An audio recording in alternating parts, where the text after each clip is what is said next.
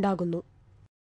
ജനുവരി മാസം പ്രാരംഭഘട്ടത്തിൽ തന്നെ ചിറ നിറയ്ക്കുന്ന പരിപാടി തുടങ്ങുമെങ്കിലും ജനുവരി ഒരു അവസാന ഘട്ടത്തിലാണ് കനാലിൽ നിന്നുള്ള വെള്ളം വഴി ഈ ചിറ ഇങ്ങനെ നിറയ്ക്കുന്നത്. ഇത് ജനങ്ങൾക്ക് ഏറ്റവും ഉപകാരപ്രദവുമായ ഒരു പദ്ധതിയാണിത്. 1975 തൊട്ടാണ് കനാൽ വെള്ളം വഴി ഈ ചിറ നിറയ്ക്കാൻ തുടങ്ങിയിരിക്കുന്നത്. അന്ന് തൊട്ട് ഈ സ്പൗട്ട് കെട്ടിയിരുന്നെങ്കിലും ഇതേപോലെയുള്ള ഒരെണ്ണം ഉണ്ടാക്കിയിട്ട് 10 വർഷമായിട്ടുള്ളൂ. ഇതാണ് ചെമ്മീൻ ചാൽ. ഇവിടെ പണ്ട് പല കാരണങ്ങളാൽ നികന്നുപോയ ഒരു കുളമുണ്ടായിരുന്നു. ഈ കുളത്തിൽ നിന്നായിരുന്നു ഈ ഭാഗത്തേക്ക് ആവശ്യമുള്ള വെള്ളം എത്തിയിരുന്നത്. നികന്നുപോയ കുളം 7 വർഷങ്ങൾക്ക് ശേഷം ജില്ലാ പഞ്ചായത്തിന്റെ സഹായത്തോടെ ആളൂർ പഞ്ചായത്ത് പുനർനിർമ്മിച്ചു. ആദ്യകാലത്ത് വളരെ അടുത്തിലുണ്ടായൊരു കുളമാണത്. അത് പിന്നെ നികന്നുപോയി, തിണ്ടൊന്നുമില്ലാത്ത കാരണം നികന്നുപോയി. അങ്ങനെ ഇപ്പോൾ ഇവിടുത്തെ നാട്ടുകാർക്ക് അലക്കാനോ കുളിക്കാനോ യാതൊരു സൗകര്യം ഉണ്ടായില്ല.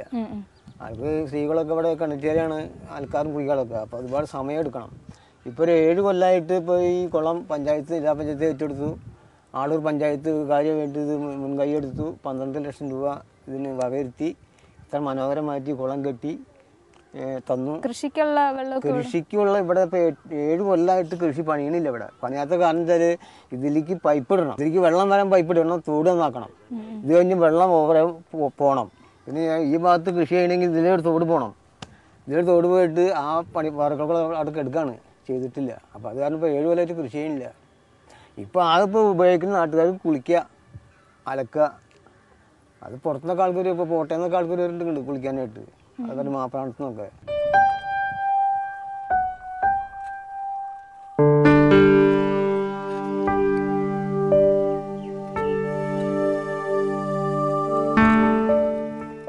നീർത്തണ പദ്ധതികളെ പോലെ തന്നെ കർഷകർക്ക് ആവശ്യമായ കാർഷിക ഉൽപാദനത്തിനും വികസനത്തിനു വേണ്ടി ഗാലസ പദ്ധതിയും ഏലൂർ പഞ്ചായത്തിൽ നടപ്പിലാക്കിയിട്ടുണ്ട്. കർഷകർക്ക് ആവശ്യമായ വിത്ത്, വളം, പണിക്കൂലി തുടങ്ങിയ ഭൂരിഭാഗം സഹായങ്ങളും സൗജന്യമായി നൽകുന്ന പദ്ധതിയാണ് ഗാലസ പദ്ധതി. ഗാലസ പദ്ധതിയിൽ ഉൾപ്പെടുത്തിക്കൊണ്ട് സംസ്ഥാനത്ത് ആദ്യമായി കർഷകർക്ക് സൗജന്യമായി കൊയ്ത്തുവിധി യന്ത്രം നൽകിയ പഞ്ചായത്തുകളിൽ ഒന്നാണ് ആളൂർ പഞ്ചായത്ത്.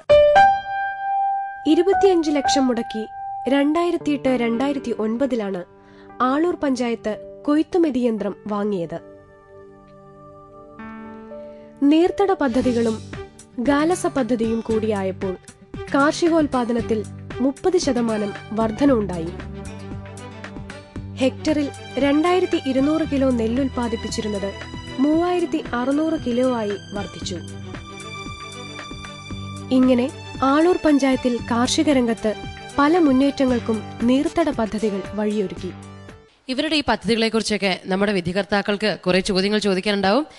കണ്ണൻ സർ, ആളൂർ പഞ്ചായത്തിൻ്റെ നീർത്തട വികസന പദ്ധതികൾ, ജലസേചനവുമായിട്ട് ബന്ധപ്പെട്ടത്, പിന്നെ കൃഷിക്ക് വേണ്ട സഹായങ്ങൾ ചെയ്യുന്നത് വളരെ നല്ലൊരു പ്രവർത്തനമായിട്ട് തോന്നി. അതോടൊപ്പം തന്നെ അതിൻ്റെ കുറച്ച് വിശദാംശങ്ങൾ കിട്ടിയാൽ കൊള്ളാം എന്നുണ്ടായിരുന്നു. ഒന്നാമതായിട്ട് ഇപ്പോൾ നേരത്തെ പറഞ്ഞു, ഒരുപ്പൂ കൃഷി ഇരുപ്പൂ കൃഷിയാക്കി, പിന്നെ കരകൃഷി വ്യാപിപ്പിച്ചു. അപ്പോൾ എത്ര സ്ഥലത്ത് ഒരുപ്പൂ കൃഷി ഇരുപ്പൂ കൃഷിയായിട്ട് വന്നിട്ടുണ്ട്? വെള്ളം കിട്ടാത്തത് കൊണ്ട് തന്നെ കൃഷി ചെയ്യാൻ കഴിയാതെ കിടന്നിരുന്നു. നീർത്തടാധിഷ്ഠിത പദ്ധതികൾ നടപ്പാക്കാൻ കഴിഞ്ഞതോടുകൂടി ആ പ്രദേശങ്ങളിലേക്ക് കൂടി വെള്ളം എത്തിക്കാനായിട്ട് നമുക്ക് കഴിഞ്ഞതുകൊണ്ടാണ്. അല്ല, എത്ര ഏക്കർ സ്ഥലം ഒരുപ്പൂ ഇരുപ്പൂവായി എന്നുള്ളതാണ്? ഒരു 100 ഏക്കറോളം വന്നിട്ടുണ്ട്. അതേമാതിരി കരകൃഷി എത്ര സ്ഥലത്ത് ഉണ്ട്? കരകൃഷി 2400 ഹെക്ടർ പുരയുടെ സ്ഥലമാണത് ആളൂർ പഞ്ചായത്തിലുള്ളത്. അതിൽ മിക്കവാറും എല്ലാ പറമ്പുകളിലും ഇന്ന് കരകൃഷി നടക്കുന്നുണ്ട്, നല്ല വിധത്തിൽ നടക്കുന്നുണ്ട്. അതിന് മുമ്പ് പ്രത്യേകിച്ച് നീർത്തടാധിഷ്ഠിത പദ്ധതി വന്നതിന് ശേഷം ഒരു 1000 ഹെക്ടറെങ്കിലും കരകൃഷി ചെയ്യാനായിട്ട് കഴിഞ്ഞിട്ടുണ്ട്. അതിൻ്റെ കാരണം എന്താണെന്ന് വെച്ച് കഴിഞ്ഞാൽ 6 ലിറ്റിഗേഷൻ പദ്ധതി 5 ഇപ്പോൾ നിലവിൽ പ്രവർത്തിച്ചുകൊണ്ടിരിക്കുകയാണ്. ഒരെണ്ണം ഈ 34 തന്നെ കമ്മീഷൻ ചെയ്യും. പിന്നെ ഒരു 3 പദ്ധതി ഈ വർഷത്തെ വാർഷിക വരാൻ പോകുന്നു. അപ്പോൾ ഈ ലിറ്റിഗേഷൻ പദ്ധതി വന്നപ്പോൾ വളരെ വിപുലമായ ഏരിയകളിലേക്ക് വെള്ളം പമ്പ് ചെയ്ത് എത്തിക്കാൻ കഴിഞ്ഞു. അതുകൊണ്ടാണ് കൂടുതൽ കരകൃഷി വ്യാപിപ്പിക്കാനായിട്ട് കഴിഞ്ഞിട്ടുള്ളത്. ഈ ഗാലസ എന്ന് പറയുന്ന ഒരു സമ്പ്രദായത്തിലെ പദ്ധതിയിൽ നിങ്ങളിപ്പോൾ കുറച്ച് കാലമായോ, എത്ര വർഷമായി? ഇപ്പോൾ ഞങ്ങളിപ്പോൾ ഈ പഞ്ചായത്ത് ഭരണസമിതി വന്നതിന് ശേഷം ഇപ്പോൾ 3 വർഷം പിന്നിട്ട് കഴിഞ്ഞു. അതിന് മുമ്പ് ഉണ്ടായിരുന്നില്ല? അതിന് മുന്നുണ്ടായിരുന്നില്ല. അപ്പോൾ ഈ ഗാലക്സിയിൽ കൂടിയുള്ള പ്രവർത്തനങ്ങൾ നിമിത്തം എത്ര കണ്ട് നെല്ലുൽപാദനം വർദ്ധിപ്പിച്ചിട്ടുണ്ടെന്ന് സുമാർ പറയാമോ? 1 ഏക്കറിനോ 1 ഹെക്ടറിനോ? 1 ഹെക്ടറിന് പറയാനായിട്ട് കഴിയും. 1 ഹെക്ടറിന് 2200 കിലോഗ്രാം ആണ് അതിന് മുന്ന് ഉൽപാദനം എടുത്തിരുന്നത്. ഇപ്പോൾ 3600 കിലോഗ്രാം എടുക്കാൻ കഴിഞ്ഞിട്ടുണ്ട്. 3600 കിലോഗ്രാം എടുക്കാൻ കഴിഞ്ഞിട്ടുണ്ട്. ഒരു 800 കിലോഗ്രാം കൂടുതൽ കിട്ടുന്നുണ്ട്. 1400 കിലോഗ്രാം കൂടുതൽ എടുക്കാനായിട്ട് കഴിഞ്ഞിട്ടുണ്ട്. വീഡിയോ കാണിച്ചതിൽ ഒരുപാട് ദേശാടന കിളികൾ വരുന്നത് കാണുന്നുണ്ട്.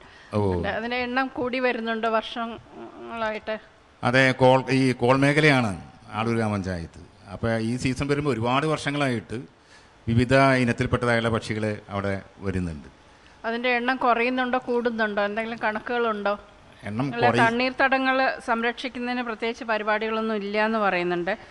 ഒരു 10 ഹെക്ടറോളം നഷ്ടപ്പെട്ടു പോയതായിട്ടും പറയുന്നുണ്ട്. അപ്പോൾ ഇതിൽ കൂടുതൽ ശ്രദ്ധ കൊടുക്കേണ്ട ആവശ്യമുണ്ടെന്ന് എന്തെങ്കിലും കണ്ടിട്ടുണ്ടോ? അതോ കുഴപ്പമൊന്നുമില്ലാത്ത സ്ഥിതിയാണോ? കൂടുതൽ ശ്രദ്ധ കൊടുക്കണം എന്നുള്ളതായിട്ടുള്ള ഒരു അഭിപ്രായം ഞങ്ങൾക്ക് വന്നു. അപ്പോൾ അതിൻ്റെ അടിസ്ഥാനത്തിൽ തന്നെ ഫോറസ്റ്റ് ഡിപ്പാർട്ട്മെൻറ്റുമായി ബന്ധപ്പെട്ടുകൊണ്ട് അവരെല്ലാം പങ്കെടുപ്പിച്ചുകൊണ്ട് ഡിസ്കഷൻ നടത്തി. അപ്പോൾ അതിൻ്റെ ഭാഗമായിട്ട് 30 ലക്ഷം രൂപ ഞങ്ങൾക്ക് അനുവദിച്ചിട്ടുണ്ട്.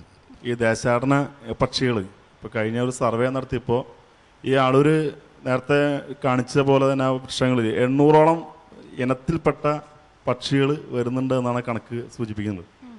ഇപ്പോൾ നേരത്തെ പ്രസിഡന്റ് പറഞ്ഞ പോലെ തന്നെ അതിൻ്റെ ഈ ഫോറസ്റ്റുമായി ബന്ധപ്പെട്ടുള്ള ഉദ്യോഗസ്ഥർ പഞ്ചായത്തിലെ വിവിധ സെക്ടറുകൾ രൂപീകരിച്ച് ആ സെക്ടറുകൾ ഇപ്പോൾ നമ്മുടെ പഞ്ചായത്തിൽ ഇപ്പോൾ സെക്ടറിൻ്റെ മീറ്റിംഗ് നടന്നുകൊണ്ടിരിക്കുകയാണ്. ഇപ്പോൾ കഴിഞ്ഞ 3 ദിവസമായിട്ട് ഒരു വാർഡിൽ എന്നുള്ള രീതിയിലാണ്, അടുത്ത 3 ദിവസം വേറെ വാർഡിൽ, അങ്ങനെ സെക്ടറുകൾ രൂപീകരിച്ച് അതിൻ്റെ ചർച്ച നടക്കുന്ന സമയമാണ്. വളരെ കൗതുകരമായിട്ടൊരു കാഴ്ചയാണ് കാണാനായിട്ടുള്ളത്.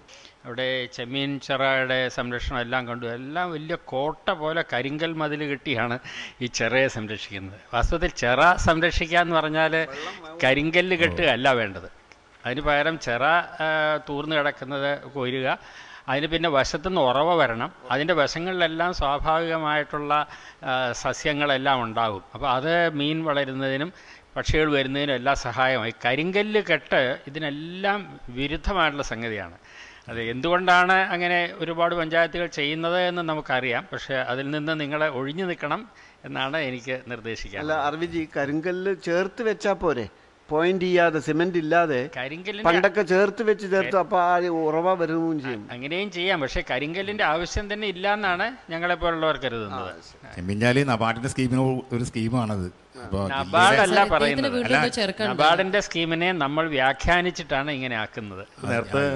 നേരത്തെ പറഞ്ഞ പോലെ ഇത് പഞ്ചായത്തിന്റെ തനതായിട്ടുള്ള ഒരു പ്രവർത്തനത്തിന്റെ ഭാഗമായിട്ടല്ല ഇങ്ങനെ കെട്ടിയിട്ടുള്ളത്. ഭൂരിഭാഗവും നമ്മുടെ വെസ്റ്റേൺ ഗെട്ടിന്റെ ഭാഗമായിട്ട് ഞങ്ങൾക്ക് കോടിക്കണക്കിന് രൂപ പഞ്ചായത്തിന് അനുവദിച്ച് കിട്ടിയിട്ടുണ്ട്. അവരുടെ പ്രോജക്റ്റിന്റെ ഭാഗമായിട്ടും ഇങ്ങനെ കെട്ട് വന്നിട്ടുണ്ട്. അവരുടെ ഒരു എസ്റ്റിമേറ്റ് ആ എഞ്ചിനീയറിംഗ് വിഭാഗത്തിന്റെ നിർദ്ദേശത്തിന്റെ ഭാഗമായിട്ട് വന്നിട്ടുള്ളതാണ് കുറെ അങ്ങനെ വന്നിട്ടുള്ളത്.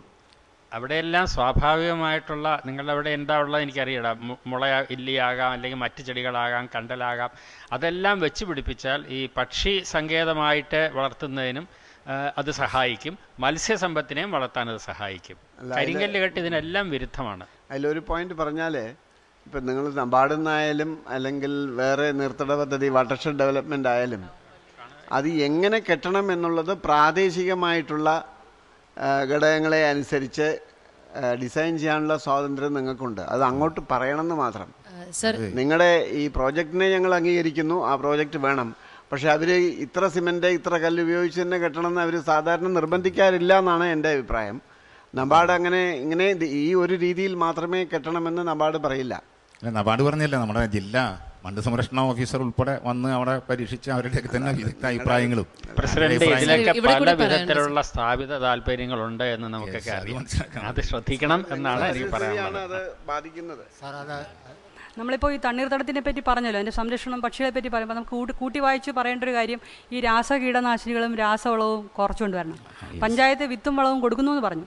അപ്പോൾ നമ്മൾ രാസകീടനാശിനികളും രാസവളവും കൊടുക്കുന്ന ആ ഒരു രീതിയിൽ നിന്ന് മാറി ജൈവവളത്തിലേക്ക് മാറണമെങ്കിൽ തീർച്ചയായും കാലികളുടെ പ്രാധാന്യം പഞ്ചായത്തിൽ വളരെയേറെയാണ്. അപ്പോൾ അത്തരത്തിൽ നല്ല ഒരു വികസന പരിപ്രേക്ഷ്യത്തിലേക്ക് പോയിക്കൊണ്ടിരിക്കുന്ന ഒരു പഞ്ചായത്ത് എന്നുള്ള നിലയിൽ ഈ കാലികളെ വളർത്തുന്നതും അതോടൊപ്പം തന്നെ ജൈവ രീതികളിലേക്ക് പോകുന്നത് കീടനാശിനികളടക്കമുള്ള കാര്യങ്ങൾ